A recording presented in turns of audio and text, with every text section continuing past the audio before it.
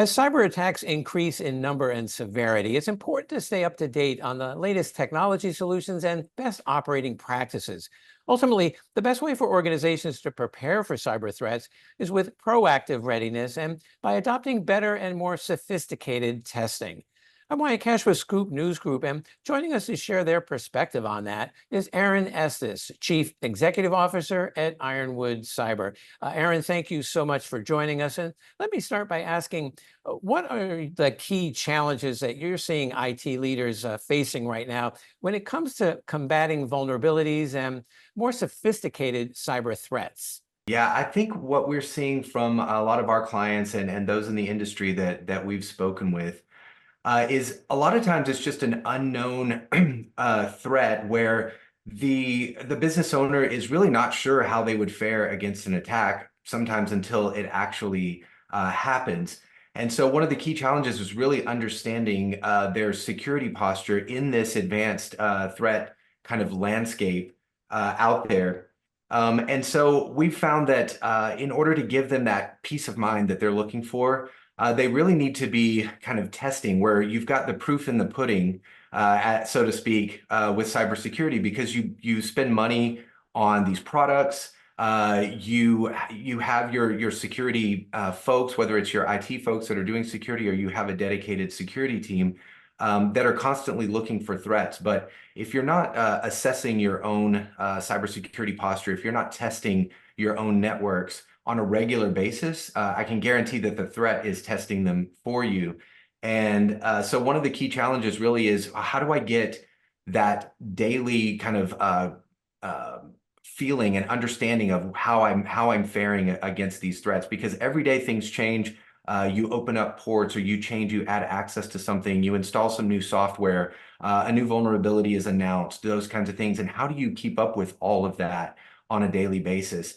If you have testing done, let's say penetration testing done or something like that, once every 6 months, I say that's kind of like testing your doors to see if they're locked once every 6 months, right? People are coming in and out, opening the doors, unlocking the doors. And what we face is really a lack of staffing and skilled practitioners to be able to do that kind of testing on a daily basis. You can't really these days, with the traditional model, you can't have testing done every single day. We don't have the resources, we don't have the time. And so we're really looking to new technologies that are able to automate and bring some of that testing capability to your system on a daily basis, even if it's not the kind and depth of testing that maybe a full-up dedicated expert red team would do. At least you're making sure that the doors are staying locked. You're making sure that you're up to date on the daily vulnerabilities and things like that. Most attacks are successful not because there's some really sophisticated, some really expert level security flaw out there. A lot of it is just stuff that you've missed, stuff that you opened up, low hanging fruit, so to speak. So I think that's one of the key challenges is really just keeping up and knowing every day kind of that your company is staying secure. Well, let's talk about some of those new technologies that you just mentioned. What new testing products are out there that offer a potentially better solution to tackle some of these challenges, and what do they actually do to help?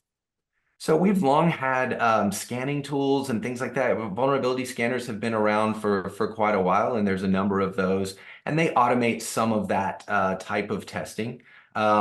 However, as I mentioned, there are a lot of other configuration problems, ports that get open, doors that get open, things that get installed that are really missed by the scanners, or it also depends on how often you run those scanners. And a bad guy, a bad attacker against your network is really going to do things like look for flaws in people. They're going to use phishing attacks and things like that to get past some of those technical vulnerabilities and those technical exploits. They won't even need those in the case that somebody just lets them in the door. And so what we try to do is look for build tools. Really, my company builds a tool that does automated penetration testing and automated cyber assessment. So the tool itself acts as a human attacker on a regular basis and is constantly looking for those ways in and assumes compromise. So they assume the tool itself assumes that someone has gotten in, someone has clicked on something that they shouldn't, someone has installed something that they shouldn't have. A vulnerability exists that has let a bad guy in. And if you start at that point, then you can see, okay, what would happen next and what vulnerabilities are going to be exploited by that attacker? How quickly are they going to be able to get my data? How much data will they be able to get, whether it's encrypted or whether it's stolen data, things like that. And so the tools that we see now are in the realm of what's being called automated penetration testing as a service. And my company, Ironwood Cyber, builds such a tool that we call Enlight. And what it does is it really automates that expertise that's required to do penetration testing. It's actually much faster and much more consistent, I think you could say, than a testing team would be. I often say that cybersecurity testing and penetration testing is kind of like hiring a home inspector. You may get a good one, you may get one that's not as good, you may get one that's knowledgeable in one area of your house, plumbing or something, and one that's more knowledgeable in let's say your electricity or something like that, electrical problems. You have the same thing with teams of penetration testers. Some are better than others, and some are have more expertise in certain areas than others. With a tool where we've taken the expertise of a group, a very sophisticated and expert team of testers, they've built that expertise into this tool, and now the tool contains that holistic that broader knowledge base, if you will, and is able to bring that consistently on a regular basis and doesn't miss things and doesn't forget things. And so that's what we do with kind of this new style of tool in the realm of automated penetration testing. I appreciate that analogy. Mhm. Talk to me a little more about where are you seeing examples or use cases where organizations are, really making some notable progress adopting this type of technology solution? With some of our clients, we've seen there are use cases across the board. Really doesn't matter what industry you're in, but we have seen IT teams really using these types of tools to augment their daily security tasks, if you will. Again, they don't have the time to run these tools every day and to test every day, so they need kind of some augmented, as maybe we call it a co-pilot. To come in and run a lot of the base testing, looking for those low-hanging fruit and ways that attackers might get in. And then they can then take that knowledge and that information and go further investigate, or they can use their time and efforts to go look or to do other tasks that maybe are not part of the automation, right? So we're seeing just kind of across the board companies who are really looking for that daily, like I said, the daily notifications and the daily testing that lets them know that, hey, things might have changed since yesterday. Somebody might have, left their password laying around or clicked on something or fell for a phishing attack or installed some new software, things like that. And so they're using this type of tool to kind of make them aware and keep them aware of these advanced threats who don't stop. Just because you had a pen test last week, they're going to smile at that and say, well, what about the things that have changed since then?